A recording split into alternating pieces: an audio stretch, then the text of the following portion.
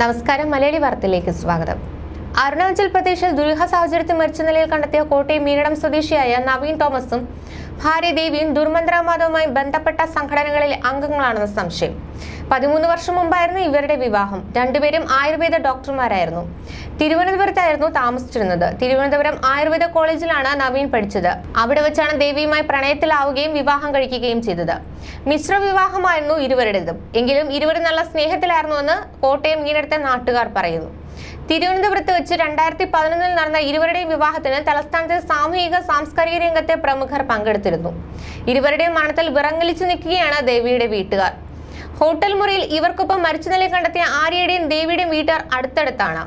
ദേവിയും നവീനും കടുത്ത വിശ്വാസികളായിരുന്നില്ല. എന്നാൽ നവീൻ അടുത്ത കാലത്തായി പലരോടും ആത്മീയ കാര്യങ്ങൾ ചർച്ച ചെയ്തിരുന്നതായി ബന്ധുക്കൾ പറയുന്നു. അടുത്ത മാസം 7-നാണ് ആര്യയുടെ വിവാഹം നിശ്ചയിച്ചിരുന്നത്.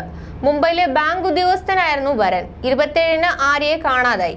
രാവിലെ 7 മണിയോടെ സ്കൂളിൽ പോകുന്നുവെന്ന് പറഞ്ഞാണ് വീട്ടിൽ നിന്ന് ഇറങ്ങിയത്. രാത്രിയായിട്ടും വീട്ടിൽ മടങ്ങിയെത്തിയില്ല. അച്ഛൻ അനിൽകുമാർ സ്കൂളിൽ വിവരം തിരക്കിയപ്പോൾ ആര്യ സ്കൂളിൽ വന്നിട്ടില്ലെന്ന് ഒരാഴ്ച അവധി പറഞ്ഞിരുന്നുവെന്നും അറിഞ്ഞു. 10 മണിയോടെ വട്ടിയൂർക്കാവ് പോലീസ് സ്റ്റേഷനിലെത്തി കുടുംബം പരാതി നൽകി. ആര്യയുടെ ഫോൺ കോളുകൾ പോലീസ് പരിശോധിച്ചപ്പോൾ കോളുകൾ പോയത് ദേവിയുടെ നമ്പറിലേക്കാണെന്ന് കണ്ടെത്തി. പിന്നീട് ദേവിയുടെ വിവരങ്ങൾ അന്വേഷിച്ചപ്പോൾ ദേവിയും ഭർത്താവ് നവീനും യാത്ര പോയതിന്റെ വിവരങ്ങൾ ലഭിച്ചു. 27-ന് തിരുവനന്തപുരം വിമാനത്താവളത്തിൽ നിന്ന് മൂവരും ഗുവാഹത്തിയിലേക്ക് പോയതായി കണ്ടെത്തുകയും ചെയ്തു. വിവാഹം നിശ്ചയിച്ചിരുന്നതിനാൽ ആര്യയുടെ തിരോധാനം രഹസ്യമായിട്ടാണ് വീട്ടുകാരും പോലീസും കൈകാര്യം ചെയ്തത്. സുഹൃത്തുക്കൾക്കൊപ്പം വിനോദയാത്ര പോയതാകാമെന്ന് പറഞ്ഞ് പോലീസ് വീട്ടുകാരെ ആശ്വസിപ്പിക്കുകയും ചെയ്തു. മകൾ ഇന്നോ നാളെയോ മടങ്ങിയെത്തുമെന്ന പ്രതീക്ഷയിലായിരുന്നു അനിൽകുമാറും ഭാര്യ ജി ബാലാബികയും. ഇന്നലെ ഉച്ചയോടെയാണ് ആര്യയുടെ മരണ വാർത്ത വീട്ടുകാർ അറിയുന്നത്. സ്ത്രീകളുടെ വലത് കൈയും പുരുഷന്റെ ഇടത് കൈയും മുറിച്ച നിലയിലായിരുന്നു. ദേവിയുടെ കഴുത്തിലും ചെറിയ മുറിവ് കണ്ടെത്തി. രക്തം കട്ട പിടിക്കാതിരിക്കാനുള്ള ഗുളികളും മൊബൈലും ഇവർ താമസിച്ചിരുന്ന മുറിയിൽ നിന്ന് കണ്ടെത്തി. ശബ്ദം പുറത്തു കേൾക്കാതിരിക്കാൻ വാതിലിനടിയിൽ തുണി വെച്ച് അടച്ചിരുന്നുവെന്നും പോലീസിന്റെ പരിശോധനയിൽ തെളിഞ്ഞിട്ടുണ്ട്. നിലവിലെ തെളിവുകളിൽ നിന്നും ആത്മഹത്യയെന്നാണ് പ്രാഥമിക നിഗമനം.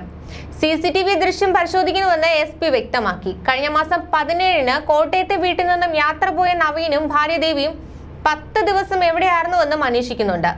മാർച്ച് 27-നാണ് ആര്യയെ തിരുവനന്തപുരത്ത് നിന്ന് കാണാതായത്. ഇവർ മൂവരും ഒരുമിച്ചാണ് ഗുവാഹത്തിയിലേക്ക് വിമാനത്തിൽ കയറിയതെന്ന് പോലീസ് പറയുന്നു. മരിച്ച നവീനും ഭാര്യ ദേവിയും സുഹൃത്ത് ആര്യയും അന്തർമുഖരാണ്. അധികം ആരോടും അടുപ്പമില്ല. ആര്യയ്ക്ക് നിരന്തരം വിവാഹാലോചനകൾ വന്നുകൊണ്ടിരുന്ന സമയത്താണ് ഇത് സംഭവിച്ചത്. എന്നാൽ സുഹൃത്തായ ദേവിയുടെ അഭിപ്രായ പ്രകാരം എല്ലാം നിരസിക്കുകയായിരുന്നു. ഒടുവിൽ ബന്ധുക്കളുടെ ശക്തമായ നിർബന്ധം കൊണ്ട് അടുത്തിടെ വിവാഹത്തിന് സമ്മതിക്കുകയായിരുന്നു. അടുത്ത മാസം 7-ന് വിവാഹം നടക്കാനിരിക്കെയാണ് ആര്യ നവീനും ദേവിക്കൊപ്പം അരുണാചലിലേക്ക് പോയത്. ഹണിമൂൺ വാലി എന്നറിയപ്പെടുന്ന ഈ സ്ഥലം രാജ്യാതിർത്തി ഗ്രാമമാണ്. സ്ഥലം ആരെങ്കിലും നിർദ്ദേശിച്ചതാണോ അതോ സ്വയം തെരഞ്ഞെടുത്തതാണോ എന്നത് പോലീസ് അന്വേഷിക്കുകയാണ്. ഇവരുടെ കൂട്ടത്തിൽ മറ്റാരെങ്കിലും ഉണ്ടോ എന്നും വ്യക്തമല്ല. 17-നാണ് നവീനും ദേവിയും കോട്ടയത്തെ വീട്ടിൽ നിന്ന് ഇറങ്ങുന്നത്. 27-നാണ് ആര്യയും കൂട്ടി സംഘം അരുണാചലിലേക്ക് പോയത്. 10 ദിവസം നവീനും ദേവിയും എവിടെയായിരുന്നുവെന്നും വ്യക്തമല്ല. തിരുവനന്തപുരത്തെ സ്വകാര്യ സ്കൂളിലെ ഫ്രഞ്ച് അധ്യാപികയായിരുന്ന ആര്യ ആരോടും പെട്ടെന്ന് അടുക്കുകയും ആരുമായും പെട്ടെന്ന് സംസാരിക്കുകയും ചെയ്യാത്ത പ്രകൃതക്കാരിയായിരുന്നെന്നും പ്രദേശവാസികൾ പറയുന്നു. സ്കൂളിൽ നിന്ന് വന്നാൽ തന്നെ നേരെ വീട്ടിലേക്ക് കയറി പോവുകയല്ലാതെ ആരുമായും സംസാരിച്ചു നിൽക്കുന്ന പ്രകൃതമല്ലെന്നും നാട്ടുകാർ പറഞ്ഞു. തിരുവനന്തപുരം വൈകുണ്ഠം കല്യാണ മണ്ഡപത്തിൽ വെച്ച് മകളുടെ വിവാഹം നടത്താൻ മാതാപിതാക്കൾ വളരെ നേരത്തെ തന്നെ ഒരുക്കങ്ങൾ ആരംഭിച്ചിരുന്നു. കഴിഞ്ഞ വർഷമാണ് ആര്യയുടെ വിവാഹ നിശ്ചയം നടന്നത്. ന്യൂസ് ഡെസ്ക്, മലയാളി വാർത്ത.